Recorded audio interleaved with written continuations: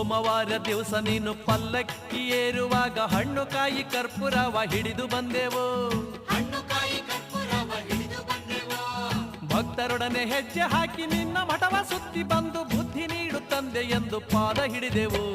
ಸಿದ್ಧಾರೂಢ ಸ್ವಾಮಿಯೇ ಗುರುವೆ ಸಿದ್ಧಾರೂಢ ಸ್ವಾಮಿ, ನಿನ್ನ ಗದ್ದುಗೆಯ ಮುಂದೆ ನಾವು ಅಡ್ಡ ಬಿದ್ದೆವು, ನಿನಗೆ ಶರಣು ಬಂದೆವು.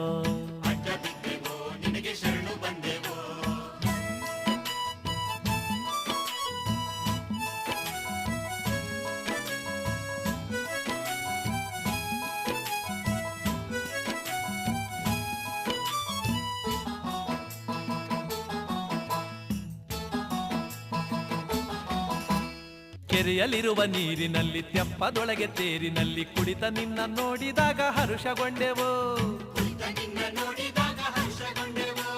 ಭಕ್ತರೆಲ್ಲ ಬಾಳೆ